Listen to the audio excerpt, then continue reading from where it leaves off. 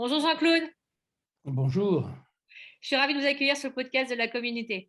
mais moi, c'est moi qui vous remercie surtout de m'accueillir.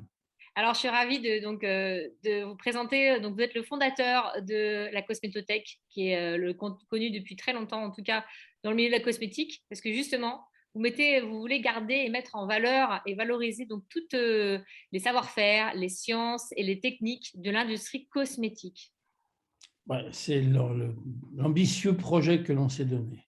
en sachant que quand même la France est force de créativité et de savoir-faire, en tout cas en cosmétique, depuis des années. Oui, la France, l'Europe en particulier, et surtout, a été fondatrice de beaucoup de choses qui se passent aujourd'hui, et ça serait effectivement dommage de l'oublier. Et tout à fait. Et justement, je voudrais citer une des phrases que vous avez écrites dans un billet que vous avez fait dernièrement sur Bon Retour, Monsieur Cotan, Oui, en disant que l'approche simpliste de l'innovation renvoie régulièrement à l'idée que la technologie en serait le moteur en déclassant les réalisations du passé. Alors j'aimerais que vous nous décryptiez cette phrase, s'il vous plaît, Jean-Claude. Pourquoi aujourd'hui on veut déclasser en fait les réalisations du passé? Et qu'est-ce que ça veut dire exactement? alors, ce que cela veut dire, on va commencer par la fin, déclasser les réalisations du passé, ça veut dire que les gens sont assez régulièrement préoccupés par l'idée de faire table rase de ce qui s'est passé avant, ce qui est bien dommage. Parce que il y a plusieurs définitions d'innovation et une des définitions d'innovation, c'est cette définition dans la continuité qu'on appelle incrémentale et qui va faire le lit justement de cette fameuse innovation par héritage. Innover par héritage, c'est quoi? C'est construire sur ce qui a déjà été fait. Justement, arrêter de croire et de penser qu'on refait toujours nouveau tous les jours. Un exemple très proche de nous en ce moment, c'est la cosmétique solide. La cosmétique solide, on essaie de nous faire croire que c'est une cosmétique nouvelle, alors que c'est assez probablement la plus ancienne. Et donc, l'idée ici n'est pas de refaire quelque chose que l'on aurait oublié, mais l'idée, c'est de repartir de ce qui s'est fait et de faire toujours mieux. C'est ça l'idée de l'innovation par l'héritage. C'est ça. Alors, En effet, je trouve ça intéressant, comme vous dites, d'utiliser ce qui s'est fait et d'utiliser la sagesse collective en fait du passé pour pouvoir oui, incrémenter aujourd'hui des nouvelles choses et pour pouvoir innover de ce qui a déjà existé et qui est utile, comme le savon, mais peut-être sous différents formats. oui, voilà, et puis faire mieux, et puis peut-être inventer des procédés un peu nouveaux. Oui, il y a pas beaucoup de limites dans la chose, si vous voulez, mais ce qui est intéressant, c'est d'éviter de réinventer le fil à couper le beurre. Mm. Alors, comment faire? C'est très simple. C'est faire la synthèse créative du meilleur état de l'art. Ça, c'est pas de moi, c'est d'un monsieur qui s'appelle Marc Giget, qui a été professeur de gestion de l'innovation au CNAM et qui anime les mardis de l'innovation, qui est une manifestation que je recommande à tous les gens qui sont intéressés et concernés par ces questions d'innovation. Et dans cette phrase, il y a deux choses importantes. La première, c'est la synthèse créative. Donc, ça veut dire qu'à un moment ou à un autre, il va falloir que les gens se mettent délibérément en situation de créativité, ce Mm. qui n'est pas simple. Regardez actuellement ce qui se passe dans le monde du métaverse. Moi, c'est quelque chose que j'ai regardé assez récemment. Vous savez, la construction de ces univers virtuels dans lesquels on peut exprimer sa créativité. Bon, parler de ça dans un laboratoire ou dans un environnement technique, bon, c'est un petit peu comme une poule qui a trouvé une cuillère et elle ne sait pas ce qu'elle va en faire. Alors Oui, que, comment on pourrait utiliser ça, en fait, ces métaverses ou ces eh mondes? bien, partir du meilleur état de l'art, c'est-à-dire partir de ce qu'il s'est fait, de la façon dont ça s'est fait le mieux possible, de la dernière avancée de l'état de l'art, et construire dessus par une démarche créative. Donc ça veut dire connaître l'état de l'art.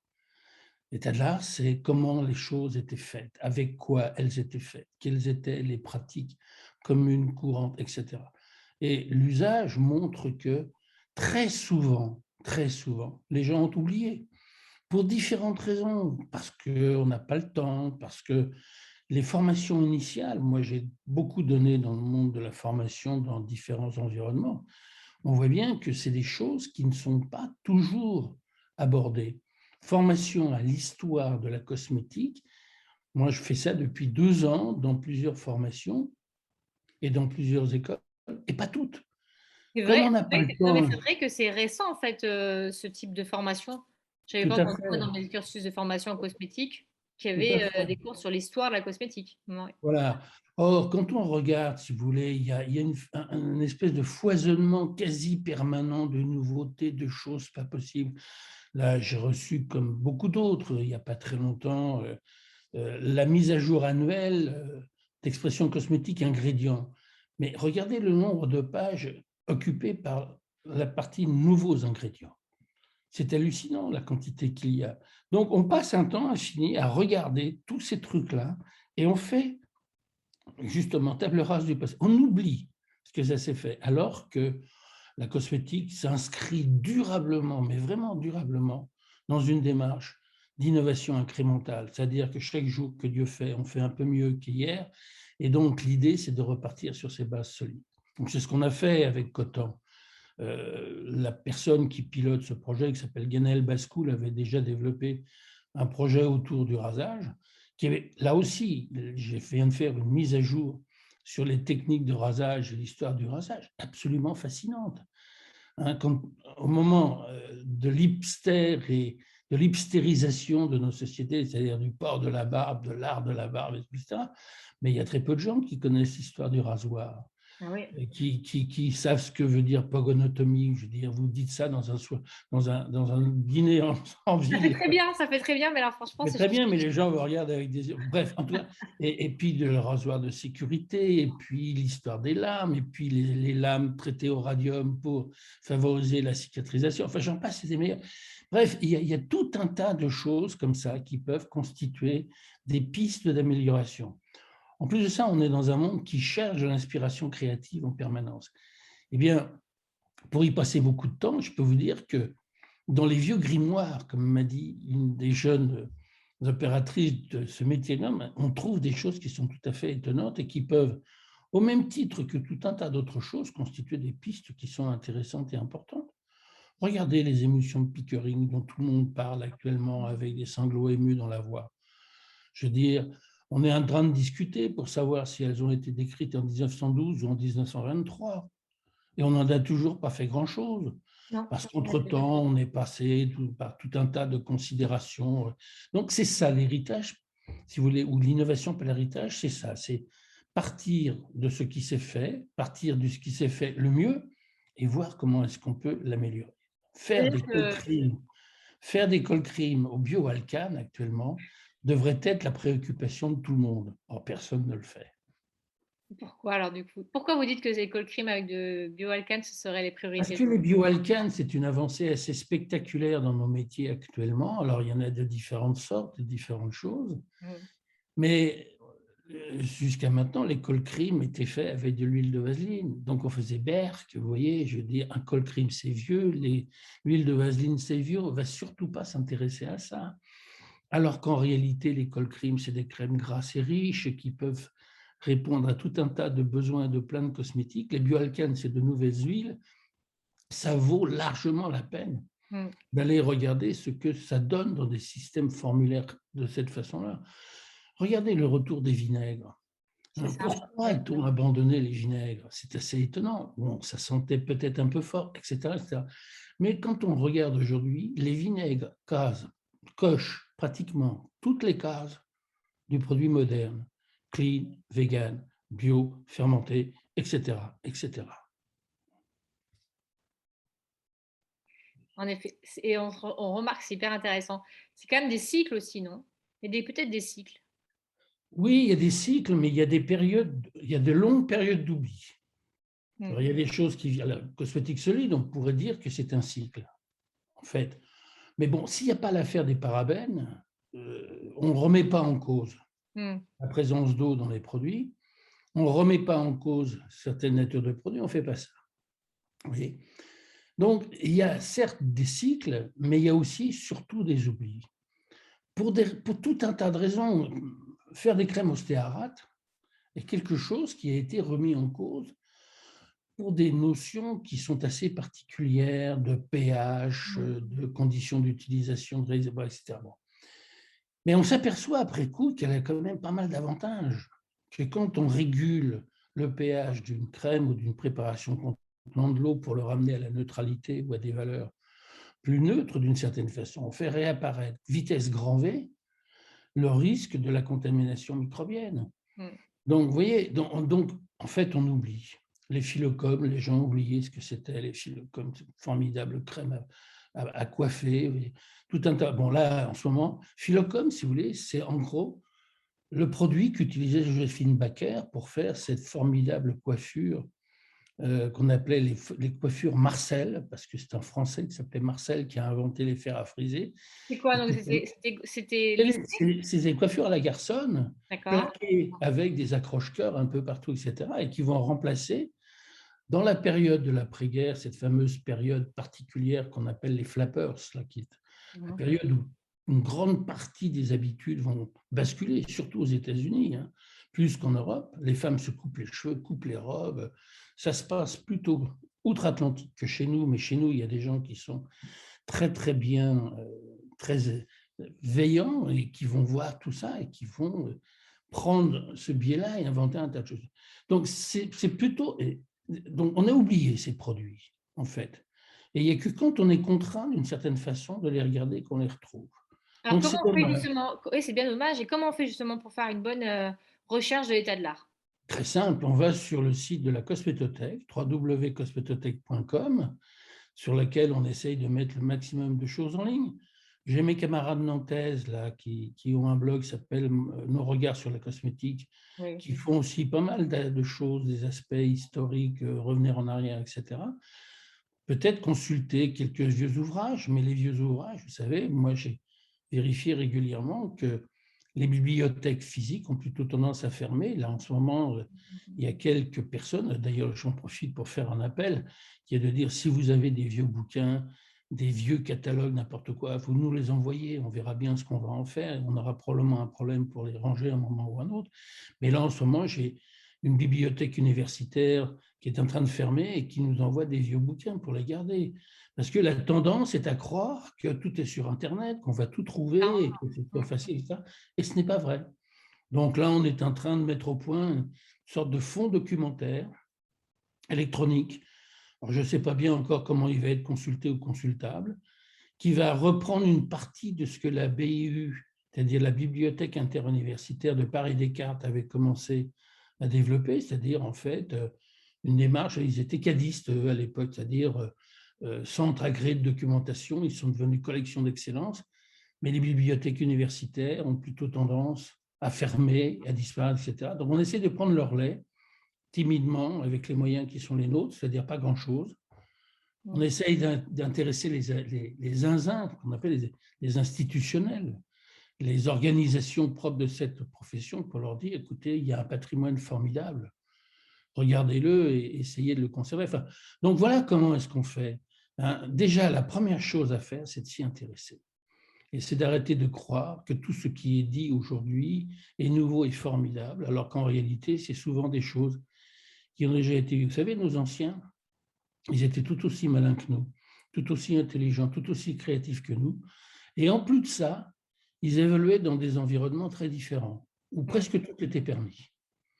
Donc, ça laissait des marges importantes pour inventer et créer des choses qu'on ne saurait pas faire maintenant. Coton, si vous voulez, qui crée sa marque qui s'appelle la Société hygiénique de France, dans les années 1850, émet des principes de formulation qui sont peu ou prou les mêmes que ceux que l'on voit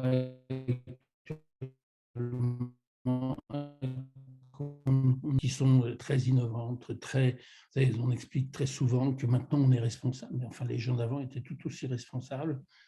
Ils Donc, faisaient on a juste été coupé. Faut juste, si ça vous dérange pas, on va juste reprendre sur Monsieur Coton. Oui, quand Arsène Coton crée sa société dans les années 1850, qui s'appelle la Société hygiénique de France, il va émettre un certain nombre de concepts, de principes de base avec lesquels il va formuler des produits qui n'ont rien à devoir à ceux que l'on voit aujourd'hui autour de la clean beauty, autour du vegan, autour de je ne sais quoi, de la slow cosmétique, ou toutes ces choses qu'on nous présente comme des choses nouvelles, incontournables. Moi, j'ai un peu de mal quand on m'explique que les gens de maintenant sont responsables, mais les gens d'avant étaient tout aussi responsables. fonctionnaient dans des environnements dans lesquels ils pouvaient donner libre cours à leur créativité. Donc, charge à nous de faire le tri. Justement, et c'est intéressant quand vous avez dit qu'ils avaient moins de contraintes. C'était quand vous pensez, qu'est-ce que vous entendiez par Oh, moins de bah, contraintes? principalement la réglementation. On sort à peine du congrès de Chartres.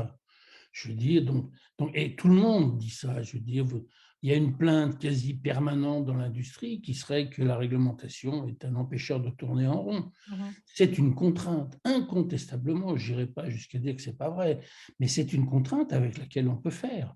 Et très Contrainte souvent, créative. Moi, je dirais qu'il faut prendre ça comme une contrainte créative aussi. mais tout à fait, et très souvent, ces contraintes, en fait, font des avancées. Vous savez, ça génère ce qu'on appelle des matrices de contradiction en gestion d'innovation, c'est-à-dire ça oppose des principes sur lesquels on n'a pas forcément les solutions. À partir du moment où on trouve les solutions à ces matrices, on fait des sauts de compétences. Je veux dire, les packaging airless n'auraient jamais autant progressé s'il n'y avait pas eu l'affaire des parabènes. C'est ça. Et ce C'est n'est vrai. pas la seule. Il y en a plein d'autres comme ça. Et justement, c'est intéressant. Donc, une fois que vous dites on fait un bon état de l'art sur ce qui a été fait, on a fait une recherche, hein, parce qu'aujourd'hui, c'est aussi prendre le temps de faire des recherches. Oui, on fait une recherche, mais on peut aussi, si vous voulez, tout simplement se cultiver. Oui, mais c'est ça, mais c'est aller Parce que, chercher l'information. C'est ce qui. oui, moi, vous savez, j'explique assez souvent aux jeunes étudiants pourquoi parler de l'histoire de la cosmétique, mais tout simplement parce que c'est son métier. Mhm. Et j'ai beaucoup de mal à imaginer que les gens fassent bien leur métier sans en connaître l'histoire. Mhm. Oui, mais ça s'apprend aussi sur le terrain et en fait, avec l'expérience. Oui, il y a tout Voilà, ça, mais ça c'est prend pour avec le ça que je temps. dis qu'il faut se cultiver, donc il faut faire des recherches autour de certains thèmes, mais aussi entretenir un petit peu cette culture de base, savoir que les choses ont existé. Vous savez, moi j'ai vu il n'y a pas très très longtemps un groupe d'étudiants à qui je posais la question de savoir ce qu'ils savaient de l'affaire de Orange, et ils m'ont dit c'est quoi? Alors que c'est un événement fondateur, je veux dire, de toute la cosmétique de la fin du XXe siècle et du début du XXIe siècle. C'est étonnant. Donc, c'est-à-dire qu'il faudrait revoir aussi les systèmes des formations. Oui, moi je suis convaincu de ça, c'est-à-dire à un moment ou un autre, il devrait y avoir. Alors il y a quelques endroits où ils ont bien compris ça et généralement, alors il n'y a pas que moi qui fais ça, je veux dire, il n'y en a pas beaucoup, mais il y en a. Et ils mettent ça en début d'année en disant on va précéder, parce qu'après vous rentrez dans des trucs qui ne sont pas possibles, si vous voulez des calculs de HLB, de je ne sais pas trop quoi, Mm. qui sont des réalités. Donc, poser un petit peu le décor dès le début, c'est quand même quelque chose qui peut simplement avoir du sens. Mhm. Ah, je comprends. Et une fois qu'on a fait état de l'art, vous avez dit tout à l'heure qu'il faut se mettre en état de créativité. Alors, qu'est-ce que vous entendez Oui. par là? Ah bah alors, il y a tout un tas de. Alors, c'est open mind. Je m'ouvre sur l'extérieur, donc je sors de mon laboratoire, je participe à un certain nombre de choses qui ne sont pas nécessairement des congrès, des webinaires, des choses comme ça, mais enfin, ça ne fait rien. On voit beaucoup d'endroits où la matière première la plus importante qui leur manque est le temps. Mm. Et au prétexte qu'ils n'ont pas le temps, ben, on ne fait plus rien. Donc, on gère du TTU, vous savez, très, très urgent. Ah, Et de TTU en TTU, on finit par TTTTTU. à Et s'éteindre. voilà. Voilà. Et on voit bien, si vous voulez, qu'actuellement, dans les grandes tendances actuelles, c'est la diminution des délais de développement. Bon, qui était peut-être arrivé à des délais trop importants. Mais bientôt, on faisait des produits de beauté comme on faisait des médicaments. Ça, c'était trop. C'est ça. Mais de là à les faire en quelques semaines, et zapper sur tout un tas de choses parce qu'on n'a pas le temps et ou éventuellement réduire à sa plus simple expression certaines recherches, comme des recherches autour de l'innocuité. On doit rechercher l'innocuité de son produit. On ne doit pas se satisfaire de quelques tests réglementaires minimum pour passer le cut, etc. Donc, c'est de se mettre dans cet état d'esprit, ouvrir. Et puis, derrière ça, vous avez des techniques de créativité. Vous avez une organisation à Paris qui s'appelle Créa France, qui fait plein de choses comme ça. Mettre vos équipes techniques en situation de créativité, ça les fait considérablement progresser. Le métaverse, là, actuellement, ce qui est en train d'apparaître, si vous voulez, moi, je pense que tous les patrons de labo devraient se dire, ah, tiens, je devrais aller voir ce que c'est, ce truc-là. Parce que peut-être que ça ne sert à rien, mais c'est mieux de le savoir Ah, que de le subir. tout à fait. Mm. Donc Ça, voilà, un petit peu, c'est tout ça, si vous voulez. Puis, je vous dis, moi, j'ai été interrogé il n'y a pas très longtemps dans le cadre des 70 ans de la Société française de cosmétique, si vous voulez, et on m'avait demandé quel est, selon vous, un des risques qu'il y a. Je dis l'acculturation. Je pense que l'acculturation est un risque, c'est-à-dire une perte de culture, vraiment de culture générale. Dans les formations actuelles, alors il y a plein de gens qui viennent à la cosmétique. Je ne vais pas vous faire un couplet sur le do it yourself, si vous voulez, mais sans aucune formation, quoi. Je veux dire, sans aucune anticipation. Est-ce que le fait d'avoir bricolé des trucs dans l'abri de jardin de son père au fond du jardin parce qu'on aime faire de la bidouille, ça suffit pour faire des produits? Non, bien évidemment non. On voit il y a un bien vrai que savoir-faire. Non, mais c'est qu'on en revient toujours. moi, j'ai eu cette Fabriquer. intervention il n'y a pas très longtemps avec un groupe d'étudiants qui ont dit, même si on ne comprend pas pourquoi vous n'êtes pas vraiment pour, je dis simplement parce que là, vous allez passer 2 ans vraiment attentivement à apprendre ça et c'est un métier. C'est des métiers qui ne s'improvisent pas. Donc, je ne dis pas qu'il ne faut pas le faire.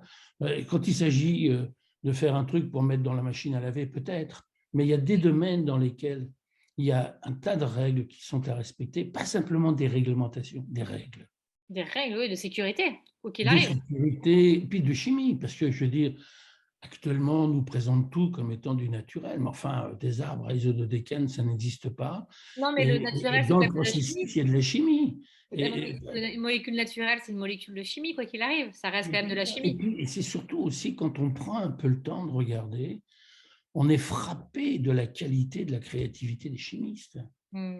qui sont capables d'inventer des choses absolument incroyables. Donc, qu'est-ce que c'est que cette idée de mettre tout ça au pilori au prétexte que tout irait pour le mieux dans le meilleur du monde? On ne peut pas vous refaire le couplet du naturel dangereux, mais enfin voilà, quoi. Comme quoi qu'il arrive, si on veut bien faire l'innovation, c'est déjà de faire un bon état de l'art de ce qui s'est fait. Ah oui, Pas parce que oublier le savoir-faire, exactement. voilà, vous avez cette innovation de rupture qui est du grand matin. Hmm. On se réveille, tout a changé. Vous voyez, Marc nous expliquait ça très souvent au CNAM. Je veux dire, aucun fabricant de bougies n'est devenu fabricant d'ampoules. Hein, aucun fabricant de carrosses ou de voitures à chevaux n'est venu fabricant de voitures automobiles. Donc, il y a des ruptures comme ça qui sont importantes. Mais à côté de ça, l'activité de tous les jours, ce n'est pas celle-là. C'est celle qui construit petit à petit sur l'état de l'art, justement, sur ce qui s'était passé avant, pour faire en sorte qu'au bout d'un moment, le produit, on a tout changé pour que rien ne change. Et on a intégré la meilleure des technologies. Donc voilà, donc nos métiers ne sont pas exempts de ça. Et on peut le faire. Et il faut le faire. Ok. Bah, merci beaucoup en tout cas, Jean-Claude, pour ce rappel. Voilà. Pas oublier d'aller chercher l'information, faire l'état de l'art et surtout aussi se mettre en état créatif, ce qui est important aussi dans les Voilà. futures vies. Je crois que c'est Alors, vraiment. venez faire un tour sur le site de la Cosmétothèque régulièrement. On y met régulièrement en ligne des contributions. On met aussi en ligne des contributions, en fait, qui sont des podcasts. J'ai vu ça, Alors, qu'on c'est trouve, super. voilà, qu'on trouve sur le site de la Cosmétothèque, qu'on trouve aussi sur les principales plateformes Oui. comme Spotify, Apple Podcasts, etc., etc. Ce podcast s'intitule Le passé du présent, c'est-à-dire on prend un phénomène d'aujourd'hui, on regarde s'il peut avoir des réminiscences dans le passé. Ça ne dure pas longtemps, ça introduit des contributions un peu plus longues sur le site de la Cosmétothèque, c'est-à-dire pour tous les gens qui n'ont pas le temps. On peut même, paraît-il, une jeune fille m'a expliqué ça, faire des pesées au laboratoire tout en écoutant les podcasts. Mais tout à C'est fait. formidable, donc n'hésitez pas. Merci de votre accueil en tout cas. Bon, en tout cas, là, comment on fait? Si on veut vous contacter, vous, comment on fait? Parce Eh que bien, je mettrai le lien. Oui. cosmétothèque.com. Sinon, j'ai une adresse, c'est cosmétothèque@gmail.com. Génial. Et on peut aussi vous suivre sur LinkedIn. J'ai vu que vous êtes Et aussi. oui, voilà, alors LinkedIn, Facebook, qui sont des relais d'opinion. Enfin, il y a plein de. Enfin, c'est plus difficile maintenant de ne pas me trouver que de me trouver. Ça a été longtemps le contraire, mais maintenant c'est très possible. Et ben, c'est parfait. Et au grand bonheur des gens qui veulent justement en savoir plus et faire un bel état de l'art de tout ce qui est notre beau domaine d'application, la cosmétique, parce que je pense que c'est important en tout cas de le conserver, le valoriser. C'est un vrai Vous savoir. avez absolument raison. Merci de votre contribution, en tout cas. À bientôt, Jean-Claude. Et Grand merci. plaisir. Merci. Au revoir. Au revoir.